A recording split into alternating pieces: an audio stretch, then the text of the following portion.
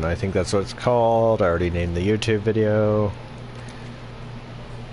The Throne Taker. So I'm going to attempt to solo the Throne Taker. I've already kind of prepped my stuff. I'll quickly go through my equipment here. Use a voucher, which always means bad luck, but I'm gonna attempt it. So as far as equipment goes, I have the Empress Arrow Rune, Empress Crown. I have the A of the head, the chest, the legs. I do have Demolition Charm on because I did do the Van Braces and the coil, and Fireproof for when Lunastra and Teostra are causing a shitstorm, because that's probably going to be the hardest part. So, I'm just taking stuff with me. I guess status. So, as far as what I have in, you have the two that come with Lunastra stuff. I slotted in Constitution, which helps a lot with bow and not having to worry about stamina depletion. Wide range is just in there, but it's going to be pretty useless in this fight. The health boost is in the armor, blast attack, the charm. Peak performance, I slotted one in to get the max, because I'm hoping to spend most of the battle at full health.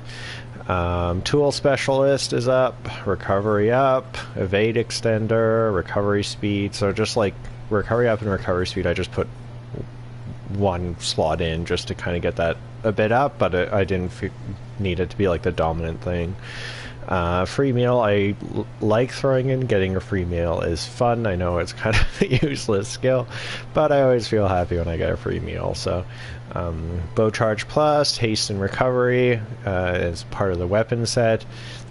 And then I already ate, so I just got Feline Carver and Feline Weather Cat. I think I was trying to get Sharpshooter, it didn't come up, but I'm not too worried about the feline effects. So but yeah, and my Palico is just wearing the Lunastra set, so this isn't like a very well thought out. I probably could have tweaked the armor specifically. There's no reason for me to have the friendship max, but let's give it a shot and see.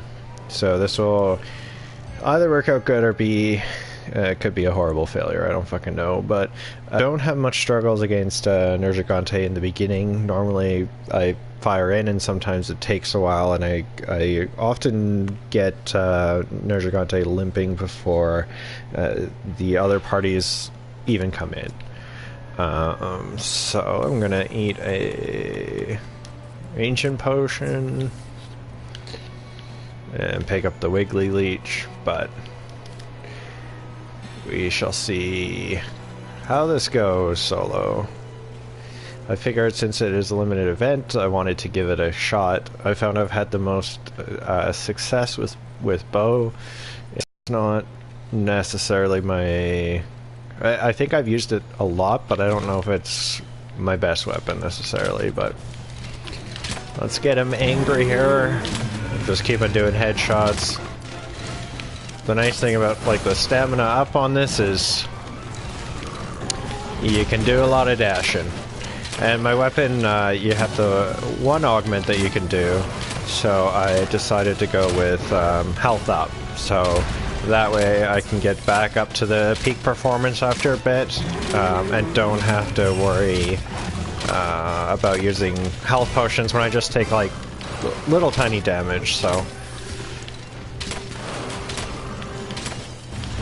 Ah, fuck it, I missed. Oh no, I got him! Yeah, I thought that was totally gonna miss.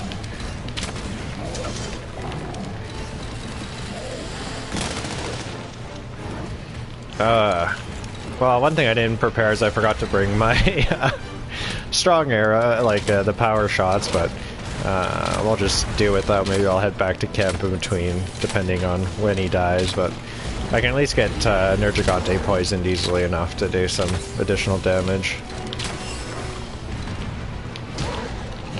Oh.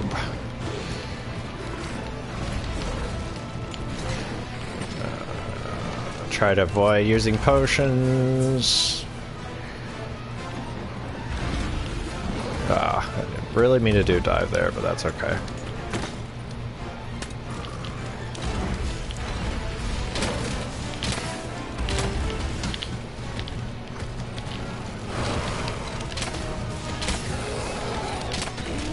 I'm gonna wait for him to get a bit more angry, and then I'll throw on the temporal mantle here.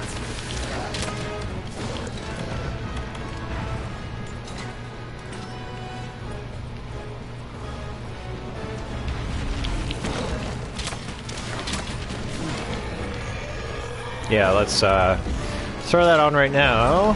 Oh no! Well, the plan was to throw it on so that I would just dodge that, but I will be fine.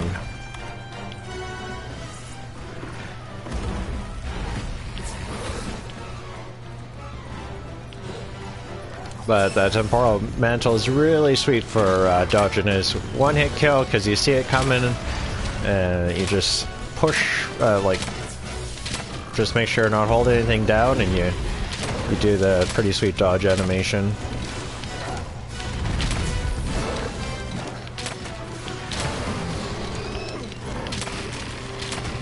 See if I can break his horns too. I seem to be able to sometimes do it in a solo bow, but I think I need to land more critical hits on his head, but I'm not landing much in the way of my bow affinity is only at 10%, so the peak performance does give me a bit of an attack boost, but doesn't do much for affinity, so... Oh.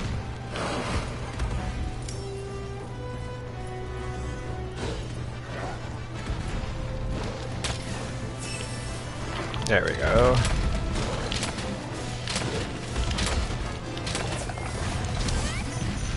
Oh, I love that dodge.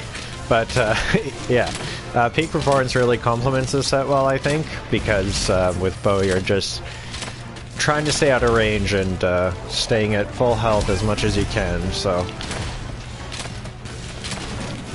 Okay, let's take that off, because I got the tool use up, so I get it again pretty fast. And that way I'm not wasting any time when I can be using it when I have to deal with Teostra at the same time, so... but just doing a few hits, I managed to get it back up, so... And I completely forgot I brought Mega Demon Drug. So, let's down that, and some dash juice, see if I get a free meal off of one of them. Yeah, and then I'll see if we can get Nergigante to his final area here. Damn.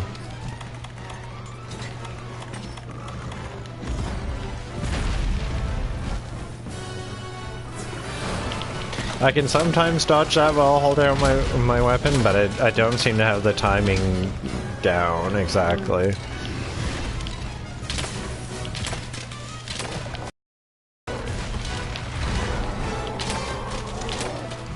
I could probably, like, for this specific set, work on the evade a bit more. I've had a couple armor sets that were just based on getting as much evade as possible as far as distance and invulnerability goes, and I really enjoyed that set. It was fun to do with heavy bowgun, gave a lot of mobility that the weapon just normally doesn't have, so...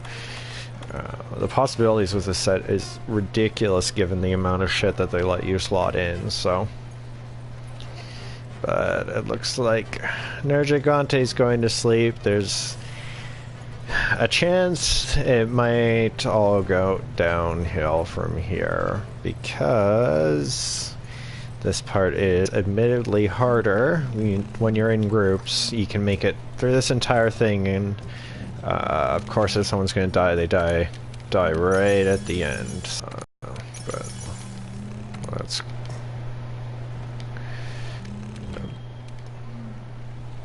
And okay, things cut out there for a second, but I was just restocking my supplies, so let's wake him up and hope he's close to death. Well, there goes the horns. So, and my peak performance is back. I probably should have healed before I did that shot, but whatevs. Yeah. Really, I should probably like save my temporal mantle for this little last bit. That would probably help my struggle a little, but Oh, I'm very surprised I missed. Oh.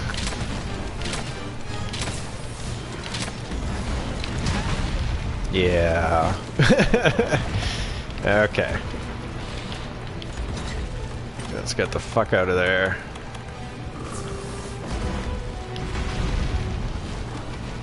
I feel sometimes if you rely on your pellicle for health, though, that's when you start dying. Like, I was wandering off to go worry about my own health and heal myself, and you see a little orb glowing towards you, and you're just like, oh, fuck, I can go get that. And then that's when they get you, but fuck you, Nergigante.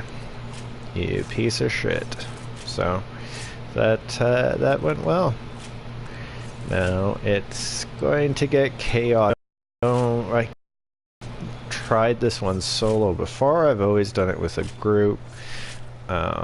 So it'll be interesting. Oh, and I got my temporal back, so so they're generally all in the same place, so I'm just gonna run there. I mean, I could go back and get power arrow shots, but I'm not even really gonna bother with the status ailments on this. It's hard to poison and or sleep both of these dudes, so and if you're sleeping with only yourself, you're only really getting like the one bomb attack, which is strong, but like I tend to play sleep strategies more so when I'm with a group that is on the same page. Yeah, I know. Okay.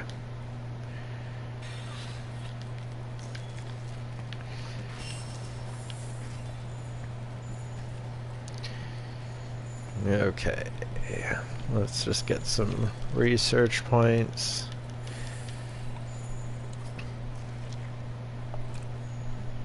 In this battle, I actually find like Teostra a bit harder than Lunastra. So at least from the bow perspective, you can, as long as you're not getting blocked by his stupid flames, you can always hit Lunastra, whereas Teostra, once he goes into his rage, you can only really touch his tail, his wings, kind of, and headshot, so.